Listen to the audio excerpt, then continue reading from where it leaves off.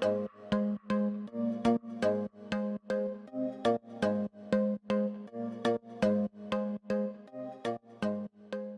there. Welcome to the vlog for my blog of August 23rd entitled Being Present. Every Tuesday, second Tuesday and Thursday of the month, Angela and I will be sending you information in a blog that I hope that you will pay attention to. If you're not receiving our newsletter, which is where you can find the blog, or on YouTube, you can register at RitaRicks.com. Register for our newsletter. Subscribe immediately so you can hear all the good stuff that we're talking about. Like today, I want to talk to you about being present. And quite frankly, that speaks to the whole subject. Being present means being here, right now, in this minute. So even as you are watching and listening to your vlog, are you giving 100% focus to what I'm talking about? Or are you also thinking about something else? I got to tell you, I'm not a huge supporter of multitasking because I feel you lose something when you are doing more than one thing, when you are thinking about more than one thing. When you focus on the present in exactly what it is you're supposed to be doing, you are clearer in making your decisions. And so that's the first point I want to make, because I want you to remember that you are always creating your reality. You create your reality with your thoughts. You create your reality with the words that you use. And if you're in the present, you get an opportunity to see the big picture if you are paying attention to where we are or where you are right now. So again, it takes work to focus. You have to practice focus. You have to practice putting everything else out of your mind while you are listening, for example, to exactly what I'm saying. It also helps to take notes, because when you take notes, that's re-imaging what it is that you're hearing. You have an opportunity to even envision better what you're hearing. So, number one, you create your own reality, so you need to be present because it allows you to make better decisions. It also allows you to choose the right words that should come out of your mouth. The second one is this is my number 2 tip. When you are present, you have a better sense of your feelings. You have a better sense even of your finances and of your future, because you're looking at the big picture. Being present allows you to, again, I think I can make the decision to do that because I know my finances are good.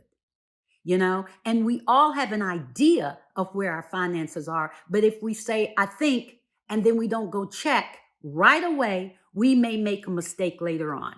So the big picture is what I believe you get to see when you stay in the present. The third one, when you are in the present, you have the freedom to enjoy your surroundings, the taste of your food, listening and spending time with your family. And most importantly, just enlarging the territory of your life. Because you're here right now. You're not saying, I'll be back in a minute. You're not worrying about that email that you thought that was so important that somebody else sent to you late, and now you figure you're responsible for it. Stay in the present. Focus on who you're with. Focus on who you're talking to. I love networking, but it really concerns me when I'm talking to somebody, and even as we're talking, that person is looking around the room to see who else they can meet. Stay in the present. Listen to what people are saying to you. It will allow you to always hear something you hadn't thought about. Okay? And this can be to somebody that you're not really fond of. If you decide, I'm going to stay in the present and I will listen for the lesson. There is a lesson in our surroundings all the time. And then finally, being present brings you peace and it brings you joy, because you're no longer, again, focusing on yesterday and what happened and what you woulda, coulda, shoulda done. You will no longer be focusing on tomorrow and what might happen. You're going to hear me say a lot in these blogs about being present and paying attention to what you think and what you say. That's how you manage your life.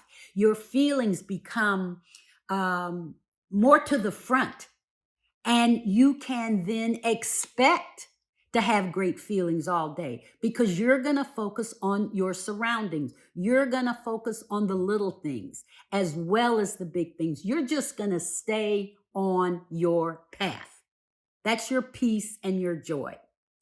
And with every blog, I have a recommendation, a list for this particular blog. I have 5 recommendations, and I'm going to give you one of them. This recommendation for being present is you only have this moment. You only have this moment. Whoops, it's gone. You only have this moment. Wow, it's also gone. So what are you doing with your moments? How are you managing your moments? How much joy are you getting from your moments? Because remember, you create your reality. So if it's not fun, if you're not having fun, even if you're at work right now, get up and walk around. Go get a cup of coffee. Go get a bottle of water. Go outside. It doesn't matter the weather. If you're not having fun because something is just stressing you out, get up and walk. Get out. Do something physical in a nice way. I thank you for listening to me. I thank you for at least thinking. You heard me all the way through, at least thinking about being present. You want to ask questions? You want to learn more about this that the blog has not given you? Contact me. You just got to go to RitaRicks.com and press contact us, and I will be happy to talk to you. That's what I do. I'm Rita, speaking to your spirit. Stay present. Have a great day. Bye-bye.